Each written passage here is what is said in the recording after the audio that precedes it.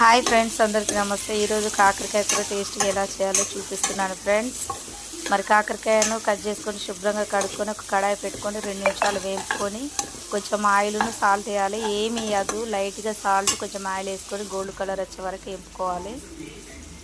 Next ఇటు చిన్న bowl పెట్టుకొని తొందరగా కర్రీ కావాలని ఆయిల్ వేసుకున్నా ఫ్రెండ్స్. నెక్స్ట్ ఆవాలు వేసాను.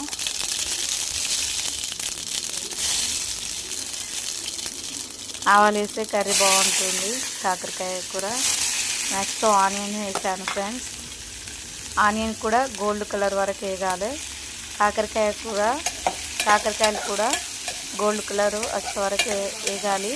కాకరకాయకు లైట్గా నూనె పోసుకొని వేపుకోవాలి ఫ్రెండ్స్. ఎందుకంటే ఆనియన్ వేపుకునేటప్పుడు కూడా కొద్దిగా నూనె వేయాలి కదా. ఇలా చేస్తే ఏంటంటే ఫ్రెండ్స్, కాకరకాయ కూర చాలా చాలా టేస్టీగా ఉంటుంది. చేదు ఉండదు, తినని వాళ్ళు కూడా తింటారు, మళ్ళీ మళ్ళీ తినాలనిపిస్తుంది. చాలా అంటే చాలా టేస్ట్గా ఉంటుంది. ఈసారి మీరు ట్రై చేయండి ఫ్రెండ్స్. ఇంకా మీ ఫ్రెండ్స్ కూడా చెప్తారు ఇలా వేస్తే బాగుంటుందని.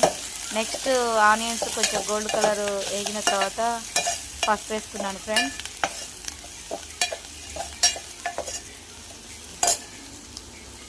పసుపు వేసుకున్న తర్వాత నెక్స్ట్ టమాటాలు వేసాను ఫ్రెండ్స్. టమాటాలు వేసిన తర్వాత లైట్గా సరిపడే కొద్దిగా సాల్ట్ వేసుకోవాలి. ఎందుకంటే టమాటాలు తొందరగా ఉడుకుతాయి సాల్ట్ వేసుకుంటే. అటు కాకరకాయలు కూడా లైట్గా సాల్ట్ వేసిన, ఎందుకంటే బాగుంటుంది. కాకరకాయలకు పడుతుంది సాల్ట్, ఈ టమాటాలు కూడా పడుతుంది, తొందరగా ఉడుకుతుంది కానీ. నెక్స్ట్ ఇట్లా రూపాయిలో బారాణ వంతు ఉడికింది ఫ్రెండ్స్. చెప్పాలంటే పవర్ అయింది, లైట్గా చిక్కడి కనబడుతుంది ఫ్రెండ్స్. ఈ టమాటాలను ఏం చేయాలంటే నెక్స్ట్ కాకరకాయ కర్రీలో కాకరకాయలు గోల్డ్ కలర్ వేపుకొని పక్క పెట్టుకున్నాం కదా, ఇది కూడా కొంచెం వేపుకొని కాకరకాయలో వేసుకోవాలి ఫ్రెండ్స్. తర్వాత కాకరకాయలో టమాటాలు ఇవన్నీ వేసుకున్న తర్వాత ఒక 2 మినిట్స్ ఇలా కలుపుకొని స్టవ్ మీదనే 2 మినిట్స్ కలుపుకోవాలి.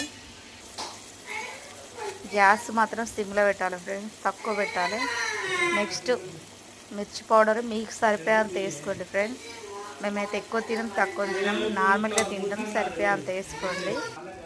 తర్వాత ఈ మిర్చి పౌడర్ వేసుకున్న తర్వాత గ్యాస్ తక్కువ పెట్టాలి, ఒక 5 మినిట్స్ పెట్టాలి ఫ్రెండ్స్. మీకు ఇష్టమైతే కొత్తిమీర వేసుకుంటే వేసుకోండి, లేకపోతే లేదు.